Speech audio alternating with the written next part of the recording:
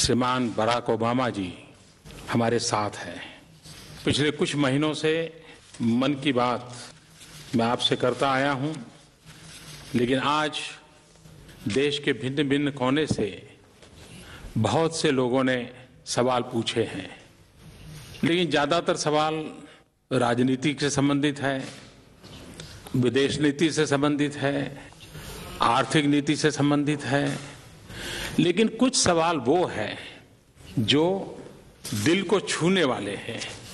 और मैं मानता हूं कि आज हमें उन सवालों को स्पर्श करने से हम देश के कोने कोने में एक सामान्य मानवीय तक पहुंच पाएंगे। और इसलिए जो पत्रकार वार्ताओं में उठाए जाने वाले सवाल हैं या जो मीटिंगों में चर्चा में आने वाले सवाल हैं, उसके बजाय जो दिल से निकलने वाली बातें हैं उसको अगर हम दोहराते हैं, उसको अगर गुनगुनाते हैं तो एक नई ऊर्जा मिलती है।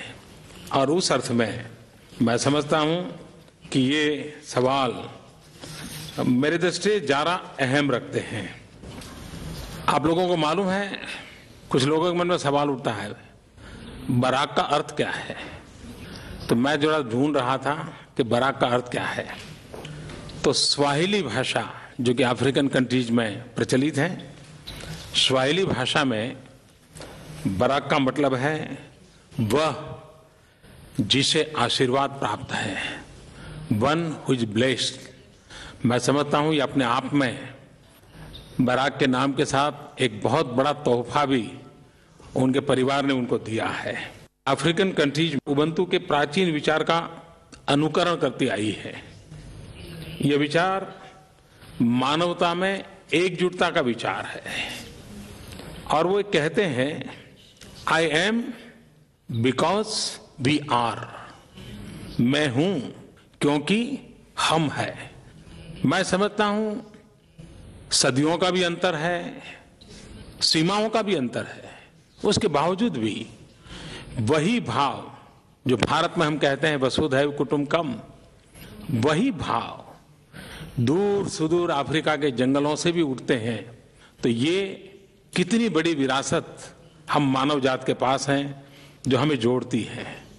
जब हम महात्मा गांधी की चर्चा करते हैं तो हमें हेनरी थोरू की बात याद आती है, जिनसे महात्मा गांधी डिसोबीडियंस सीखे थे। और जब हम मार्टिन लूथर किंग की बात करते हैं या ओबामा की बात करते हैं तो उनके मुंह से भी महात्मा गांधी का आदरपूर्वक उल्लेख सुनने को मिलता है। यही बातें हैं जो विश्व को जोड़ती हैं। आज बराक ओबामा हमारे साथ हैं। मैं पहले उनसे रिक्वेस्ट करूंगा कि कुछ हमें बताएं, बाद में जो सवाल आए हैं वो सवाल जो मेरे लिए सवाल आए हैं उसका जवाब मैं दूंगा, जो बराक के लिए सवाल आए हैं उनका जवाब बराक देंगे। तो मैं I request President Barack Obama to say a few words. Namaste. Thank you, Prime Minister Modi, for your kind words and for the incredible hospitality you've shown me and my wife Michelle on this visit. And let me say to the people of India how honored I am to be the first American president to join you for Republic Day. I'm told this is also the first ever radio address by an Indian Prime Minister and an American President together, so we're making a lot of history in a short time. To the people of India, listening all across this great nation, it's wonderful to be able to speak to you directly. We just came from discussions in which we affirmed that India and the United States are natural partners because we have so much in common. We're two great democracies, two innovative economies, two diverse societies dedicated to empowering individuals. We are linked together by millions of proud Indian Americans who still have family and carry on traditions from India. And I want to say to the Prime Minister how much I appreciate your strong personal commitment to strengthening the relationship between these two countries. People are very excited in the United States about the energy that Prime Minister Modi is bringing to efforts in this country to reduce extreme poverty and lift people up, to empower women, to provide access to electricity and clean energy, and invest in infrastructure and the education system. And on all these issues, we want to be partners because many of the efforts that I am promoting inside the United States to make sure that young people get the best education possible, to make sure that ordinary people are properly compensated for their labor and paid fair wages and have job security and health care. These are the same kinds of issues that Prime Minister Modi, I know, cares so deeply about here. And I think there's a common theme in these issues. It gives us a chance to reaffirm what Gandhiji reminded us should be a central aim of our lives, and that is we should endeavor to see God through service of humanity because God is in everyone. So these shared values, these convictions are a large part of why I'm so committed to this relationship. I believe that if the United States and India join together on the world stage around these values, then not only will our peoples be better off, but I think the world will be more prosperous and more peaceful and more secure for the future. So thank you so much, Mr. Prime Minister, for giving me this opportunity to be with you here today. Barack, the first question comes from Raj from Mumbai.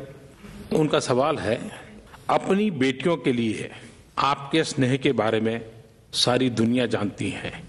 अपनी बेटियों को आप भारत के बारे में अपने अनुभव कैसे बताएंगे? क्या आप उनके लिए कोई खरीदारी करने की योजना बना रहे हैं? Well, first of all, they very much wanted to come. They are fascinated by India. Unfortunately, each time that I've taken a trip here, they had school and they couldn't leave school. And in fact, Malia my older daughter had exams just recently. So they are fascinated by the culture and the history of India, in part because of my influence, I think. They are deeply moved by India's movement to independence and the role that Gandhi played in not only the nonviolent strategies here in India, but how those ended up influencing the nonviolent civil rights movement in the United States. So when I go back, I'm going to tell them that India is as magnificent as they imagined, and I am quite sure they're going to have to that they're going to insist that I bring them back the next time I visit. It may not be during my presidency, but afterwards they'll definitely want to come and visit. And I will definitely do some shopping for them, although I can't go to the stores myself, so I have to have my team do the shopping for me. And I'll get some advice from Michelle because she probably has a better sense of what they would like. Barack ने कहा कि वो बेटियों को लेकर आएंगे। मेरा आपको निमंत्रण है, राष्ट्रपति के कार्यकाल में भी आए या राष्ट्रपति कार्यकाल के बाद आए, भारत आपका और आपकी बेटियों का स्वागत करने के लिए उत्सुक है। मुझे एक सवाल पुणे से सानिका दीवान जी ने पूछा है, महाराष्ट्र पुणे से। उन्होंने मुझे पूछा है कि आपने बेटी बचाओ बेटी पढ़ाओ मिशन शुरू किया है, क्या उसमें भी आपने अमेरिका के प्रेसिडेंट ओबामा की मदद मांगी है क्या? सानिका, आपने अच्छा सवाल पूछा है। भारत में सेक्स रेशियो के कारण एक बहुत बड़ी चिंता सता रही है। 1000 लड़कों के सामने लड़कियों की संख्या कम है और उसका मूल कारण लड़के और लड़की के प्रति देखने का हमारा जो रवैया है वो दोषपूर्ण है। प्रेसिडेंट ओबामा से मैं मदद मांगू या न मांगू, उनका जीवन ही अपने आप में एक प्रेरणा है। जिस प्रकार से वो अपनी 2 बेटियों का लालन पालन करते हैं, जिस प्रकार से अपनी 2 बेटियों के लिए वो गर्व करते हैं, हमारे देश में भी कई जगह पे जब हमें कई लोगों से मिलना होता है तो परिवार में उनको कोई बेटा नहीं होता है, सिर्फ बेटियां होती हैं और इतने गौरव से बेटियों को बड़ी करते हैं, इतना गौरव देते हैं, वही सबसे बड़ी प्रेरणा है। मैं समझता हूं ये प्रेरणा ही हमारी ताकत है। और आपने सवाल पूछा है तो मैं कहना चाहूंगा कि बेटी बचाना, बेटी पढ़ाना ये हमारा सामाजिक कर्तव्य है, सांस्कृतिक कर्तव्य है, मानवीय जिम्मेवारी है। इसको हमने निभाना चाहिए। बराक, आपके लिए एक क्वेश्चन है। The second question for President Obama comes through email. Doctor Kamlesh Upadhyay, a doctor based in Ahmedabad, Gujarat. आपकी पत्नी मोटापे और डायबिटीज जैसी स्वास्थ्य की आधुनिक चुनौतियों से निपटने की दिशा में व्यापक सामाजिक कार्य कर रही है। भारत में भी ये चुनौतियां तेजी से बढ़ रही हैं। क्या आप और फर्स्ट लेडी, आपका कार्यकाल राष्ट्रपति के नाते समाप्त होने के बाद इन चुनौतियों को निपटने के कार्य के लिए भारत आएंगे? जैसे बिल गेट्स और मिलिंडा गेट्स भारत में स्वच्छता को लेकर के काम कर रहे हैं, आप भी डायबिटीज और मोटापेपन के लिए काम करेंगे क्या? Well, we very much look forward to partnering with organizations and the government and non-governmental organizations here in India around broader public health issues, including the issue of obesity. I'm very proud of the work that Michelle has done on this issue. We're seeing a worldwide epidemic of obesity, in many cases starting at a very young age. Part of it has to do with the increase in processed foods, not naturally prepared. Part of it is the lack of activity for too many children. And once they're on this path, it can lead to a lifetime of health challenges. And so this is an issue that we'd like to work on internationally, including here in India, and it is part of a broader set of issues around global health that we need to address. The Prime Minister and I have discussed, for example, how we can do a better job in dealing with issues like pandemic and making sure that we have good alert systems so that if a disease like Ebola or a deadly flu virus or polio appears, that it's detected quickly and then treated quickly so that it doesn't spread. And the public health infrastructure around the world needs to be improved. I think the Prime Minister is doing a great job in focusing on these issues here in India. And India has a lot to teach many other countries who may not be advancing as rapidly in improving this public health sector. But it has an impact on everything, because if children are sick, they can't concentrate in school and they fall behind. It has a huge economic impact on the countries involved. And so we think that there's a lot of progress to be made here, and I'm very excited about the possibilities of continuing this work even after I leave office. मुझे एक सवाल श्रीमान अर्जुन ने पूछा है और बड़ा interesting सवाल है। उन्होंने पूछा है कि मैंने व्हाइट हाउस के बाहर एक पर्यटक के रूप में आपकी एक पुरानी फोटो देखी है, जब आप बीते दिनों सितंबर में वहां गए तो कौन सी बात आपके दिल को छू गई? ये बात सही है कि मैं जब पहली बार अमेरिका गया था तो व्हाइट हाउस जाना तो हमारे नसीब में नहीं था, तो व्हाइट हाउस से दूर फोटो निकाली थी, पीछे व्हाइट हाउस दिखता है, और अब प्रधानमंत्री बन गए तो वो फोटो भी पॉपुलर हो गई। लेकिन तब मैंने कभी सोचा नहीं था कि मुझे भी कभी जिंदगी में व्हाइट हाउस में जाने का अवसर आएगा। लेकिन जब मैं व्हाइट हाउस गया, एक बात ने मेरे दिल को छू लिया और मैं ये कभी भूल नहीं सकता हूं। बराक ने मुझे किताब दी। वे किताब काफी मेहनत करके खोज करके लाए थे और 1894 में वो किताब प्रसिद्ध हुई थी। स्वामी विवेकानंद, जो मेरे जीवन की प्रेरणा है, वे शिकागो गए थे, वर्ल्ड रिलीजन कॉन्फ्रेंस में गए थे, और वर्ल्ड रिलीजन कॉन्फ्रेंस में जो भाषण हुए थे उसका वो कंपाइलेशन था। वो किताब खोज करके मेरे लिए लाए थे, यानी वो घटना मेरे लिए दिल को छूने वाली थी। लेकिन उतना ही नहीं, उन्होंने वो किताब के पन्ने खोल खोल करके क्या क्या उसमें लिखा है वो मुझे दिखाया।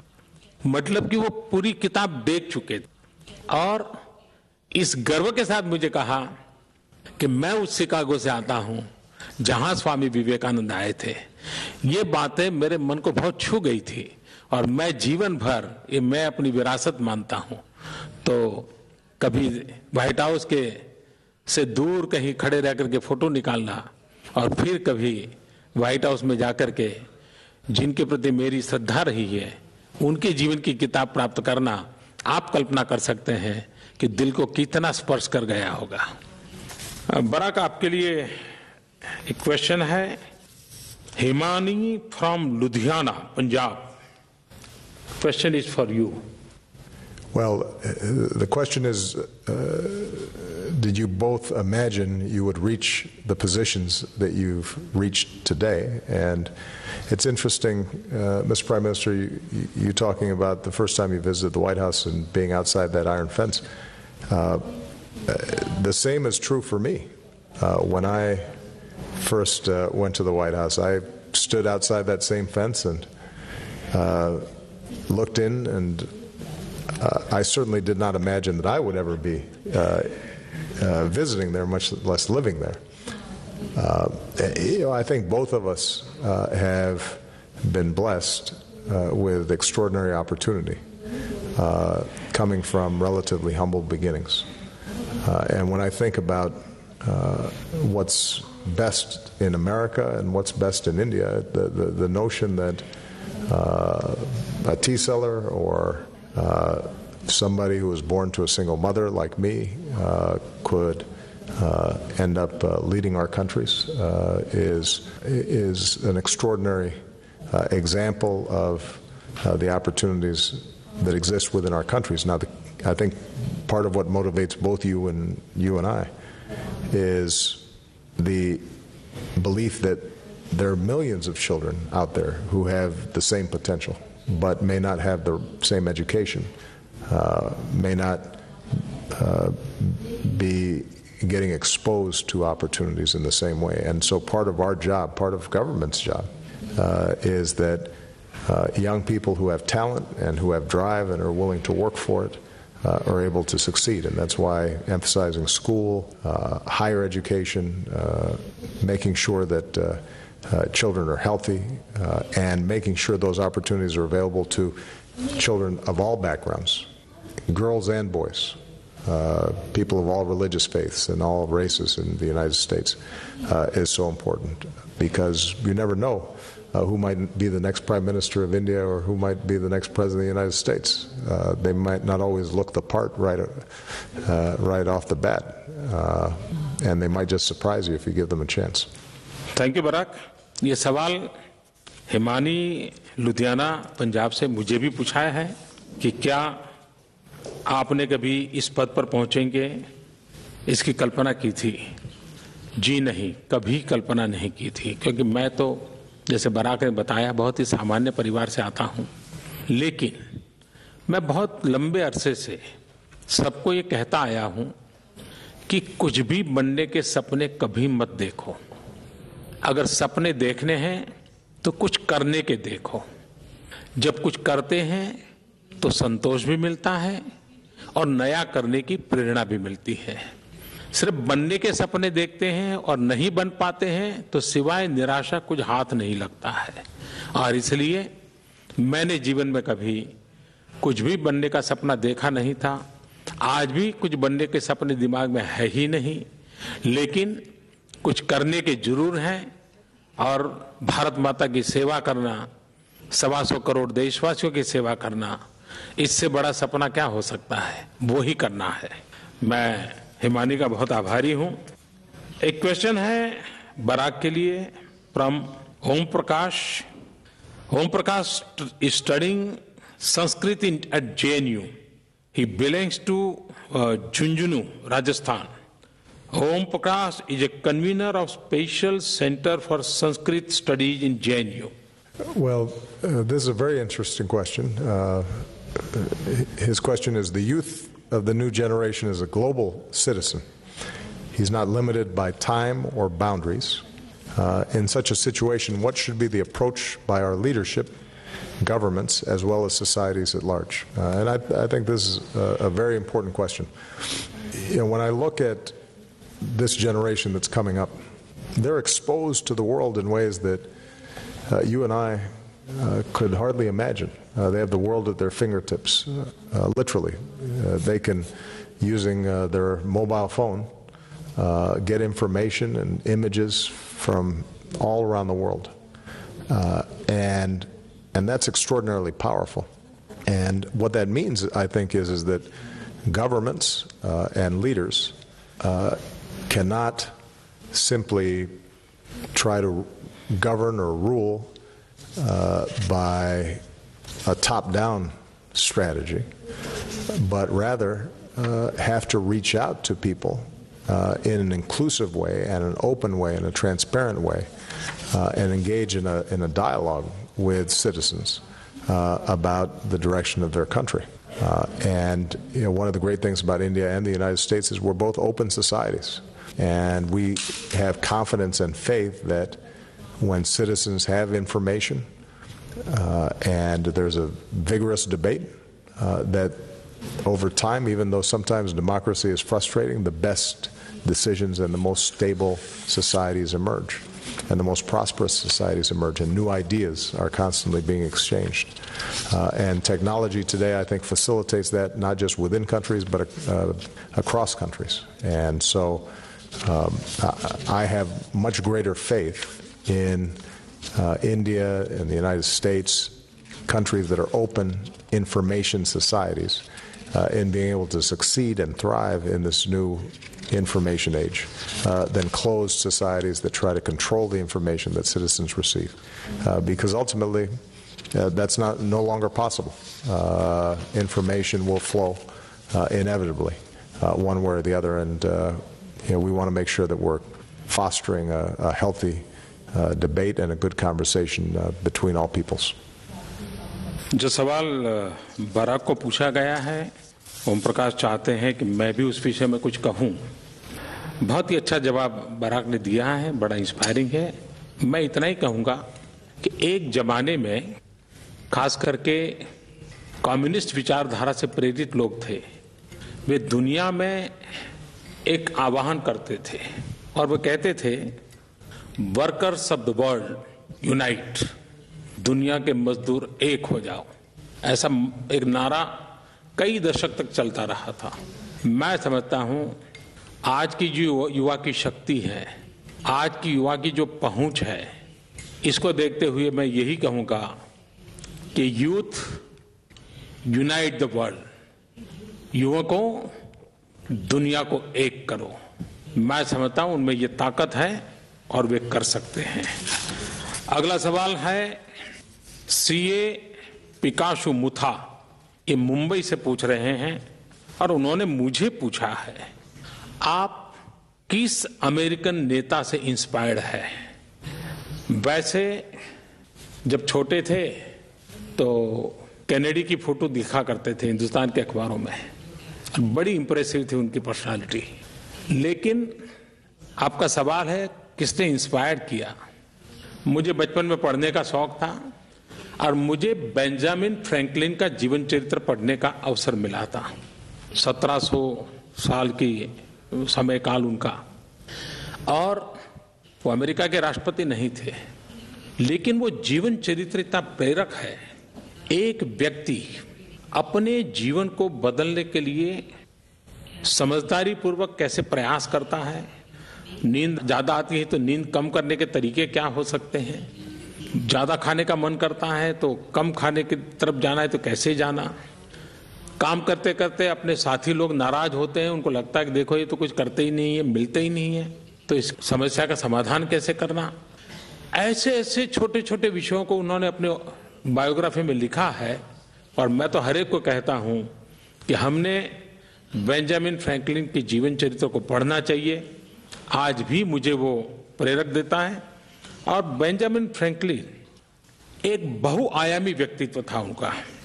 वे राजनीतिज्ञ थे, वो राजनीतिक विचारक थे, वो सामाजिक कार्यकर्ता थे, वो कूटनीतिक थे और बहुत सामान्य परिवार से आए थे। पढ़ाई भी पूरी नहीं हुई थी, लेकिन उन्होंने आज भी अमेरिका के जीवन पर अपने विचारों की छवि छोड़ी हुई है। मुझे उनका जीवन सचमुच में प्रेरक लगा है और मैं आपसे भी कहूंगा, आप भी अगर उनका जीवन चरित्र पढ़ोगे, आपको अपने जीवन को ट्रांसफॉर्म करना है तो उसमें से रास्ता दिखाते हैं और बहुत छोटी छोटी बातों का सहारा लिया है। तो मैं मानता हूं कि जितना मुझे प्रेरणा मिली है आपको भी मिलेगी। एक क्वेश्चन है बराक के लिए, मोनिका भाटिया ने बराक से सवाल पूछा है। Well, the question is, as leaders of two major economies, what inspires you and makes you smile after a bad day at work? And that's a very good question. I say sometimes that the only problems that come to my desk are the ones that nobody else solves. If they were easy questions, then somebody else would have solved them before they reached me. So there are days when it's tough and frustrating, and that's true in foreign affairs, that's true in domestic affairs. But I tell you what inspires me, and I don't know, Mr. Prime Minister, if you share this view. Almost every day I meet somebody who tells me, you made a difference in my life. So they'll say, the health care law that you passed saved my child who didn't have health insurance, and they were able to get an examination from a physician, and they caught an early tumor, and now he's doing fine. Or they'll say, you helped me save my home during the economic crisis. Or they'll say, I couldn't afford college, and the program you set up has allowed me to go to the university. And sometimes they're thanking you for things that you did 4 or 5 years ago. Sometimes they're thanking you for things you don't even remember, or you're not thinking about that day. But it's a reminder of what you said earlier, which is if you focus on getting things done as opposed to just occupying an office or maintaining power, then the satisfaction that you get is unmatched. And the good thing about service is that anybody can do it. If you're helping somebody else, the satisfaction that you can get from that, I think, exceeds anything else that you can do. And that's usually what makes me inspired to do more and helps get through the challenges and difficulties that we all have. Because obviously we're not the only people with bad days at work. I think everybody knows what it's like to have a bad day at work. You just have to keep on working through it. Eventually, you'll make a difference. सचमुच में Barack ने मन की बात कही है कि हम भी भले किसी पद पर क्यों न हो, हम भी इंसान हैं। ऐसी छोटी छोटी चीजें हमें प्रेरणा देती हैं। मेरा भी मन करता है मैं एक घटना मेरे अपने जीवन की बताऊं। मैं जीवन में बहुत वर्षों तक एक प्रकार से परिव्राजक रहा। लोगों के घर में मुझे खाना मिलता था, कोई जो बुलाता था वो मुझे खिलाता था। एक बार एक परिवार मुझे बार बार कहता था कि आप मेरे घर खाना खाने आइए, लेकिन मैं जाता नहीं था। इसलिए नहीं जाता था कि वो बहुत गरीब परिवार था और मुझे लगता था कि मेरा उनके यहाँ भोजन के लिए जाऊंगा, उन पर बोझ बन जाऊंगा। लेकिन उनका प्यार उतना था, उनका आग्रह इनका था कि आखिरकार मुझे झुकना पड़ा। अब मैं उनके घर गई और दूध दिया, तो उनका छोटा बच्चा उस दूध की ओर देख रहा था। ऐसा लगा कि जैसे इस बच्चे ने कभी दूध देखा नहीं है। तो मैंने तुरंत वो दूध का कटोरा उस बच्चे को दे दिया और उसने तुरंत पल दो पल में उसको पी लिया। उसके घर के लोग बहुत नाराज हो गए कि इसने दूध क्यों पी लिया। और मैंने अनुभव किया कि उस बच्चे ने शायद माँ के दूध के सिवा कभी भी दूध पिया नहीं होगा। और मुझे अच्छा खिलाने के इरादे से वो दूध ले आए थे। इस बात ने मुझे इतनी प्रेरणा दी कि गरीब झुग्गी झोपड़ी में रहने वाला व्यक्ति मेरे लिए इतनी चिंता करता है, तो मुझे अपना जीवन ऐसे लोगों के लिए लगा देना चाहिए। तो यही बातें हैं जो प्रेरणा देती हैं। और बराक ने भी बहुत ही एक सामान्य मन को क्या क्या लगता है हमारे सामने बताया है। मैं बराक का बहुत आभारी हूं कि उन्होंने इतना समय दिया।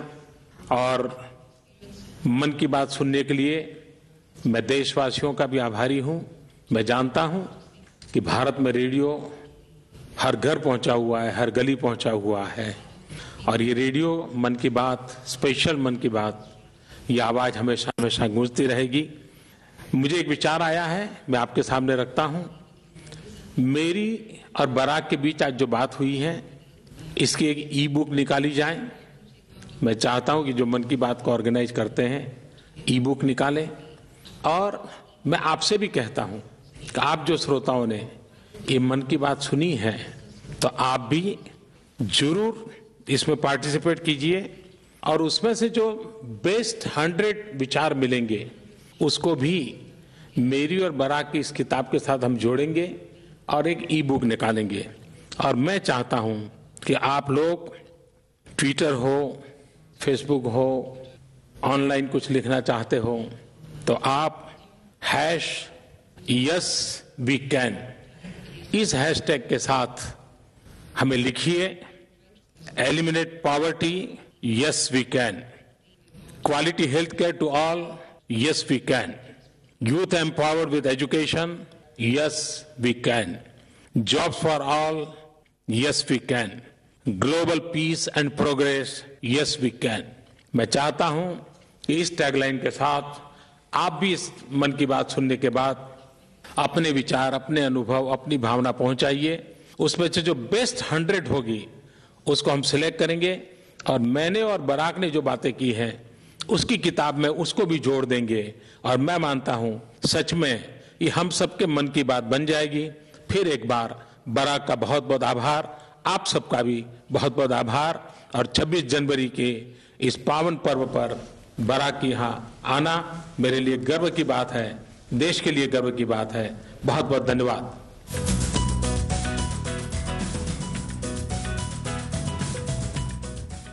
तर ही होती मन की बात राष्ट्राध्यक्ष बराक ओबामा आणि पंतप्रधान नरेंद्र मोदी यांची संयुक्तिकपणे। झी 24 तास रहा एक पाऊल पुढे।